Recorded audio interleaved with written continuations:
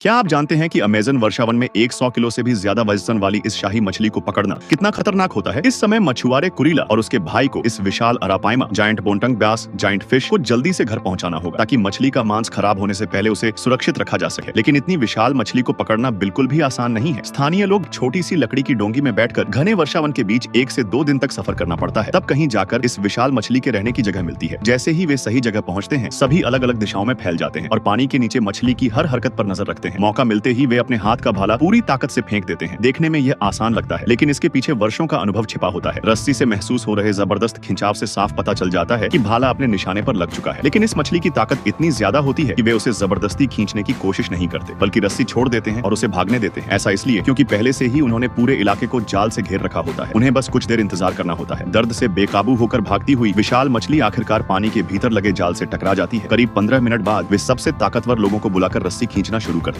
लेकिन आधे घंटे तक संघर्ष करने के बाद भी मछली की ताकत कम नहीं होती। वह पानी के भीतर एक तेज झटका मारती है और एक मछुआरे को नाव से नीचे गिरा देती है। अगर इतनी रफ्तार से वह किसी इंसान से टकरा जाए तो उसकी कई पसलियां टूट सकती हैं। खुशनसीबी से कोई बड़ा हादसा नहीं होता और आखिरकार लंबी जद्दोजहद के बाद मछली पूरी तरह थक जाती है। तब जाकर वे उसे किनारे तक खींच लाते हैं। दूसरी विशाल मछलियों की तलाश जारी रखते हुए वे इसी मछली को वहीं काटकर भोजन बनाने का फैसला करते हैं। लेकिन यह काम भी जितना आसान दिखता है उतना होता नहीं। इस मछली के शरीर पर बेहद कठोर और मोटी शल्क स्केल्स होती है। साधारण रसोई के चाकू से इन्हें काट पाना लगभग नामुमकिन है। यही मजबूत कवच इसे अमेज़न नदी के सबसे सुरक्षित जीवों में से एक बनाता है, जिसके प्राकृतिक दुश्मन बहुत कम है। वे कई मिनट तक बड़ी धारदार मछेटी से मछली की खाल पर लगातार वार करते हैं। तब जाकर हथेली जितने बड़े बड़े शल्क एक एक करके गिरने लगते हैं। लेकिन अगर हर शल्क को अलग अलग हटाया जाए तो शाम हो जाएगी। इसलिए वे सबसे तेज तरीका अपनाते हैं, खाल और शल्क को एक साथ उतारना। सामने मौजूद महिला को इस काम का 10 वर्षों का अनुभव है। वह बिना मांस को नुकसान पहुंचाए बड़ी सफाई से खाल को अलग कर देती है। इतना ही नहीं, वह पूरी खाल को एक ही टुकड़े में निकालने की कोशिश करती है। उसकी बेहतरीन चाकूबाजी की बदौलत कुछ ही मिनटों में पूरी मछली की खाल एक साथ उतर जाती है। अब बारी आती है मांस की। इसके लिए वे बड़ी मछेटी की जगह अपना पसंदीदा छोटा चाकू इस्तेमाल करते हैं। इस मछली में बारीक कांटे लगभग नहीं होते, इसलिए इसके शरीर का ज्यादातर हिस्सा स्वादिष्ट मांस से भरा होता है। दूर से देखने पर ही इसका ताजा मांस बेहद लजीज नजर आता है। मछली का सिर भी बिल्कुल बर्बाद नहीं किया जाता। उसे लकड़ी की सींग पर लगाकर आग पर भून दिया जाता है। कुछ ही देर में पूरी तरह प्राकृतिक तरीके से तैयार यह स्वादिष्ट बारबेक्यू खाने के लिए तैयार हो जाता है। उन्हें इतने स्वाद से खाते देखकर बताइए, क्या आप भी इस विशाल मछली का एक टुकड़ा चखना चाहेंगे?